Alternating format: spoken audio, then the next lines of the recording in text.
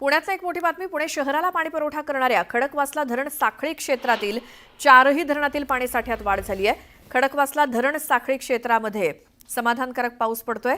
खडकवासला धरण साखळीतील 4ही धरणात एकूण 7.40 टीएमसी म्हणजे 25.39% पाणीसाठा जमा झालाय। यंदा धरणांमध्ये दुपटीपेक्षा अधिक पाणीसाठा उपलब्ध आहे।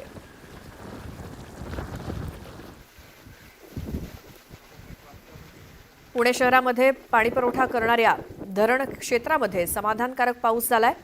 खडकवासला धरणातला पाणीसाठा वाढलेला आहे। धरण क्षेत्रामध्ये पुण्यामध्ये सध्या समाधानकारक पाऊस होतोय। यंदा धरणांमध्ये दुपटीपेक्षा अधिक पाणीसाठा जमा झालाय।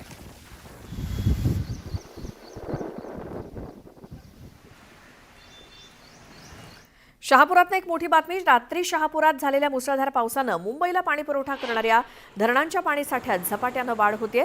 तानसा धरण परिसरामध्ये मुसळधार पाऊस पडतोय, त्यामुळे मुंबईला पाणी पुरवठा करणाऱ्या सर्व तलाव आणि धरण परिसरामध्ये मुबलक पाणीसाठा आहे। रात्रभर शहापूरमध्ये झालेल्या मुसळधार पावसानं धरणांच्या पाणीसाठ्यात झपाट्यानं वाढ होतेय। तानसा धरण परिसरामध्ये मुसळधार पाऊस पडतोय। एका रात्रीत धरणाच्या पातळीत 1.20 मीटर इतकी वाढ झाली आहे।